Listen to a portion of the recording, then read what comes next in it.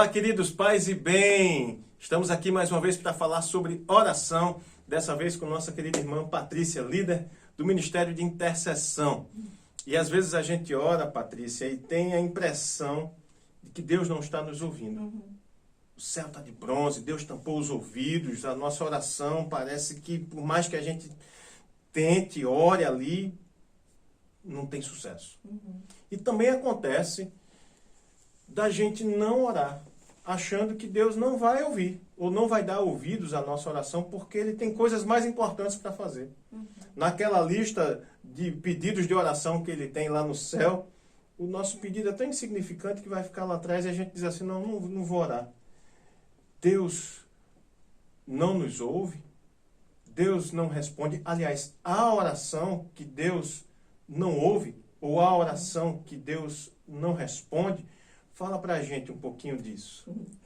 A paz, pastor. A paz. Então, há duas questões aí quando você introduziu o nosso assunto. A primeira é que você falou de céu de bronze, né? E geralmente quando a gente usa esse termo, céu de bronze, é porque a gente já está orando e a gente sente dificuldade. Se a gente trouxer à memória, por exemplo, aquele momento de Jesus na cruz, a partir do meio-dia para as 3 horas, que ele começa a ter aquelas inquietações interior e parece que tudo se levanta. É quando a gente diz assim, o céu está de bronze. A minha oração eu estou realizando e parece que não rompe, parece que não vai chegar no trono do Senhor, né? Então, partindo dessa premissa, a pessoa já está orando. Essa é a primeira coisa. A segunda é aquele sentimento que você colocou em relação às pessoas, muitas vezes elas dizem assim, Deus é tão ocupado. Por exemplo, nesse período de pandemia, né? Tanta gente morrendo, há tantas dificuldades, há tantos projetos que deixaram de serem realizados nesse período. Há uma falta de perspectiva para o amanhã. Então as pessoas dizem assim, há tanto sofrimento que, por exemplo, eu queria hoje que a minha família estivesse aqui. E eu queria orar, colocar isso diante do Senhor. Eu não vou pedir isso ao Senhor. Por tantas dificuldades que está acontecendo, esse meu pedido, esse desejo do meu coração, ele é tão pequeno diante de uma realidade muito maior que eu não vou pedir. E aí, isso revela o coração da pessoa que está com esse sentimento. Primeiro, quando a gente tem um sentimento, um coração de filho, né? A gente tem essa perspectiva que a gente tem liberdade com o Senhor para colocar qualquer oração diante do Senhor em plena liberdade. A Bíblia fala que o Espírito de Deus está em nós e aquele que tem o Espírito tem liberdade. Jesus, quando os discípulos perguntaram a ele como eles deveriam orar, Jesus os ensinou e iniciou a oração chamando Deus de Pai. Né? Isso revela, Pai Nosso, isso revela uma comunhão de uma família e um relacionamento de intimidade. Então, quando eu sei que Deus, além de Deus, Ele é o meu Pai, eu sei que independente do meu pedido, seja ele uma coisa grande sobre meu olhar ou uma coisa pequena, para Deus, há essa relação de intimidade e aquilo que é importante para você.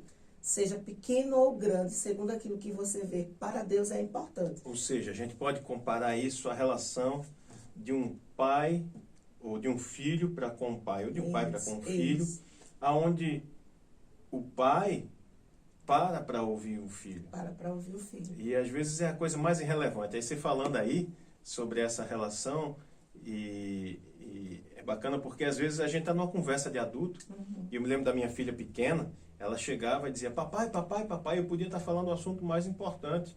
E ela, logicamente, pequena, não tem noção do que a gente está tratando ali.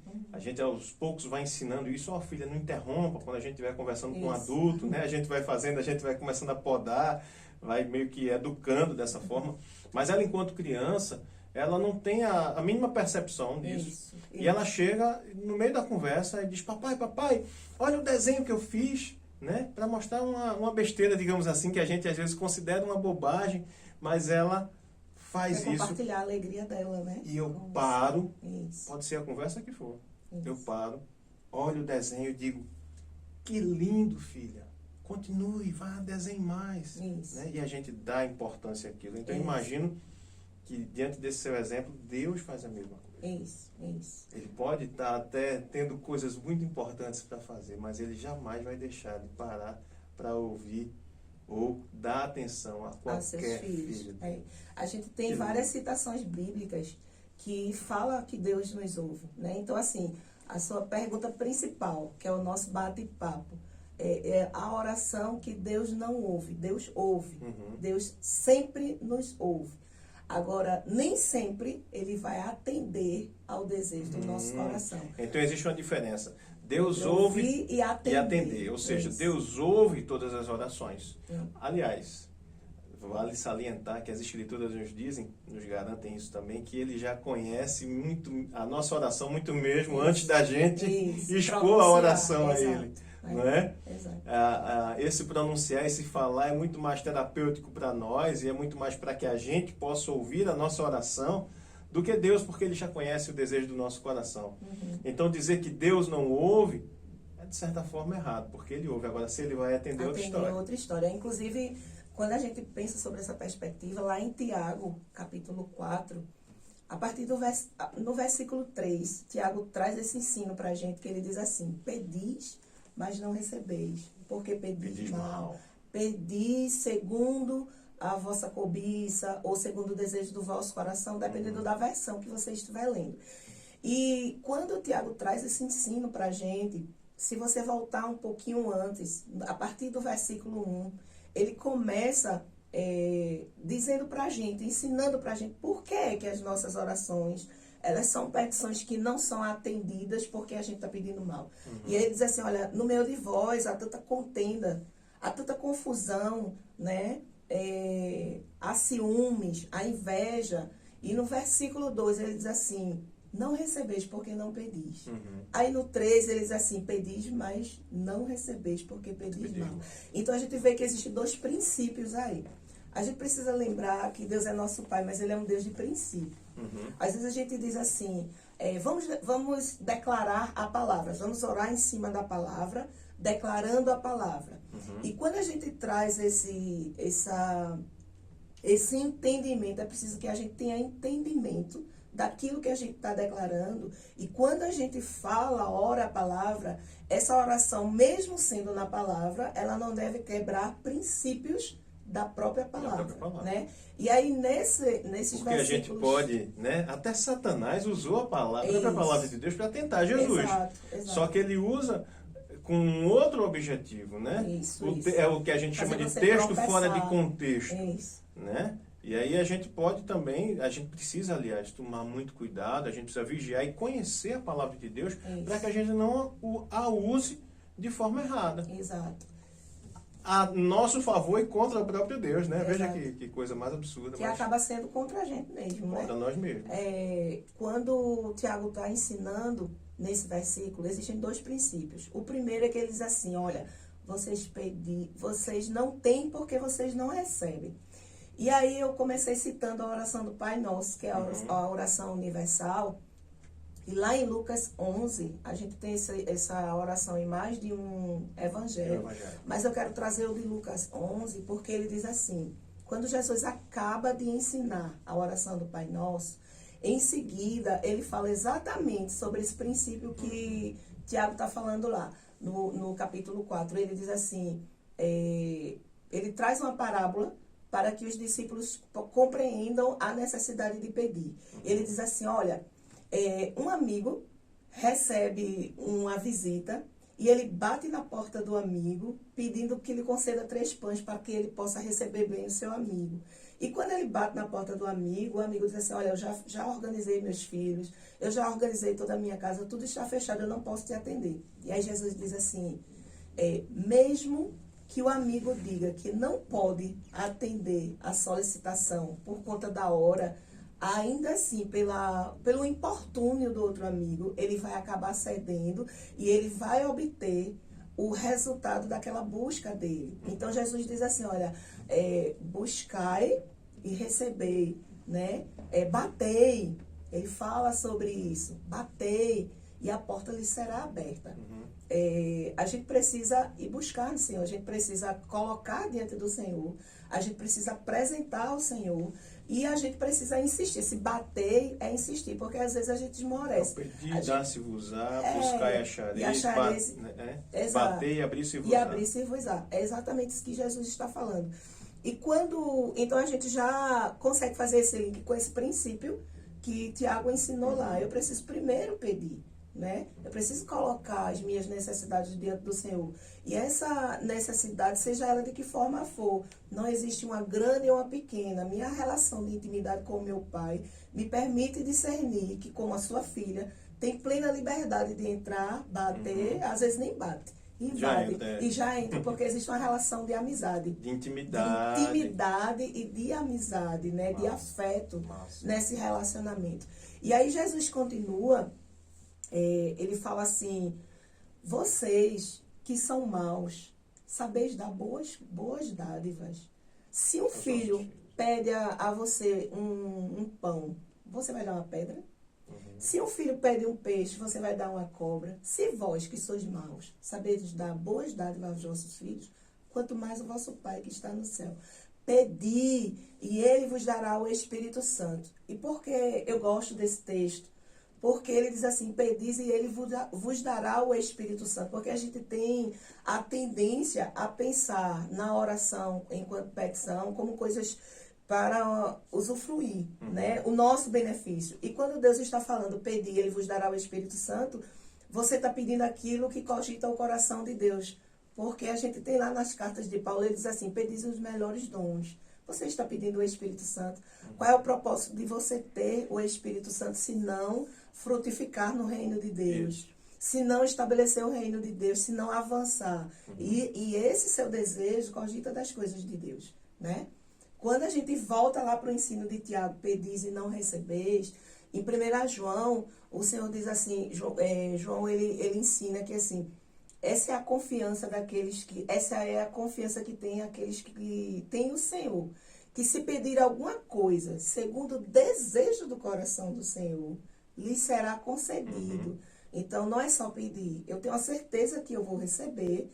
Eu já tenho aquela história, eu tenho a garantia da resposta e a certeza da minha vitória, porque eu estou pedindo alinhado com o coração de Cristo, com o coração do Senhor, né? O Senhor diz que a gente deve se deleitar no Senhor. Deleita-te no Senhor e Ele concederá o desejo do vosso coração, né? Eu preciso ter o meu coração movido pelas coisas que movem o coração de Deus, pelas coisas que o Senhor quer para a nossa vida e que não tem a ver com o meu desejo próprio, né? Você falando sobre esse tema, me vem à memória agora também, Jesus falou, na continuidade do capítulo 11, ele fala que existem orações que, por exemplo, ele pode não receber, como a vãs repetições, né? Quando uma pessoa pega um texto bíblico e ela começa a repetir N vezes, o Senhor é meu pastor e nada me faltará, ainda que eu ande pelo vale. Mas tu estás entendendo, estás entronizando essa palavra dentro de você, né? O Salmo 119, ele diz assim, guardei a tua palavra no meu coração para não pecar contra o Senhor. Jesus, quando estava orando pelos discípulos, em João 17, ele diz, Pai, santifica-os pela palavra. A tua palavra é a verdade, né? Lá na videira, quando ele está ensinando sobre a videira e os ramos, ele diz, se as minhas palavras permaneceres em mim, pedireis o que quiser e vos será concedido. Então, eu posso pedir o que quiser, porque o meu coração está alinhado com o coração do Senhor. Uma outra oração que a gente tem, exemplo de oração que a gente tem na palavra de Deus, que Jesus fala, quando ele fala dos fariseus, que ele diz assim, vocês são hipócritas. Vocês fazem orações públicas para demonstrar a santidade. Assim. Como é que está o teu coração? Se o teu pedido e o desejo do teu coração tem a ver com o Espírito Santo, teu coração é transformado. Então, a gente pode dizer que orações desse tipo, né? Vãs repetições, orações que são feitas para que eu possa aparecer, para que eu seja reconhecido pela minha eloquência, pela forma, pela minha espiritualidade ali. não é que Deus não ouça, né? Ele ouve, mas a gente pode dizer assim que ele não ouve, é no sentido de que ele não vai atender, ou seja, ele ouve aquilo e talvez até Deus ouça, eu ouso dizer isso. Talvez Deus ouça esse tipo de oração e até abomine esse tipo de coisa, no sentido de dizer assim, olha, eu não fico satisfeito com isso. Isso não me satisfaz. Sim. Ou ele pode até dizer assim, eu me nego a ouvir esse tipo de coisa. Como às vezes alguém vem dizer uma bobagem pra gente e a gente diz, não, eu me nego a ouvir esse tipo de coisa, né? É claro que a gente está ouvindo, né? É claro que a gente está ouvindo, mas é como se a gente se negasse a ouvir no sentido de que entra por aqui e sai por aqui. Isso, né? Entra num ouvido e sai no outro. Ou seja, não vai fazer sentido para mim aquilo ali. Pastor, em Isaías 59, o profeta, ele fala assim, pode o Senhor não escutar aquilo que vocês estão colocando diante dele, mas por causa do pecado que há envolvido nessa fala de vocês, nesse desejo de vocês, o Senhor simplesmente deixa de ouvir isso que você está dizendo. Assim, ele vira o rosto, ele não está... Isso não significa dizer que Deus não é um Deus que não vê e que não ouve, porque a Bíblia diz... o Deus que fez o ouvido e que fez os olhos, ele vê e ouve, escuta exatamente tudo aquilo que é colocado. Mas existem coisas que ferem o coração de Deus e ele vira-se para não escutar, né? A oração o Senhor sempre vai ouvir e ele sempre vai atender. Existem orações que ele vai responder com um não. E a gente precisa entender, como eu estava falando no início sobre os princípios, existe o princípio da soberania de Deus. E aí me vem à memória agora Samuel, o profeta Samuel, que é um grande intercessor. Deus fala, inclusive, a respeito de Samuel. E em 1 Samuel 15, Samuel faz uma oração, a intercessão a Deus em favor de Saul. E quando ele está intercedendo, inicia o capítulo 16, o Senhor dizendo assim, tem uma versão que é bem enfática, ele diz assim, basta, não me fale mais sobre esse assunto, né? Então, assim, existem coisas que existem orações, existem intercessões que a gente vai colocar diante do Senhor, e o Senhor vai escutar e vai te responder com um não, e você precisa... acolher esse não, porque esse não é a soberania de Deus. Logo em seguida a gente vê que Deus, além de dar essa resposta para Samuel, Deus diz, eu vou levantar outro rei, eu vou te direcionar para você ungir um outro rei, e aí ele unge Davi. Quando a gente olha para Davi e Saul, a gente vê que na realidade o que está sendo revelado é o coração dos dois, né? O Salmo 51, inclusive, que é um salmo que Davi dele, ele diz assim, há um coração quebrantado, o Senhor não deixa de ouvir. Né? Então, o Senhor sempre vai ouvir as nossas orações. Agora, Ele poderá não atender. E a gente precisa entender que nosso Deus é um Deus bom, é um Pai misericordioso, que sabe o que é bom para a gente. Ele diz, eu é que sei o pensamento que eu tenho a teu respeito. Pensamento de paz e não de mal, para te dar o fim que você deseja. Agora, o fim que você deseja está alinhado com o desejo do meu coração, né? Se estiver alinhado com o desejo do coração do Senhor, glória a Deus. A gente vai ser atendido. A gente vai receber aquilo que a gente está colocando diante do Senhor, porque a gente está falando a linguagem do Senhor. A gente está falando a linguagem do céu. Se não, submeta-se ao Senhor. Amém. Amém. Bacana. A gente conversou aqui com Patrícia, líder do Ministério de Intercessão da Trindade. Muito legal. E a gente vai poder aprender um pouco mais sobre oração, mais sobre intercessão, numa conferência que a gente vai ter dia 14 de agosto, não é isso, Patrícia? Dia 14. Dia 14 de agosto, então vai ser assim, vai ser o dia todo praticamente, porque pela manhã vai ter um momento para líderes, depois à tarde vai ter um momento profético, e a conferência toda está muito bacana, sendo organizada por essa turma aí da intercessão. Vai ser muito bacana. Se eu fosse você, não perderia. As inscrições já estão acontecendo. E deixa eu pedir um favor a você.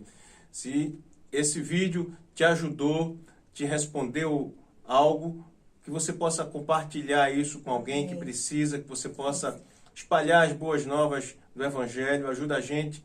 Curte também. Compartilha aí com a moçada. Que Deus te abençoe. Amém. Obrigado, Patrícia. Deus abençoe.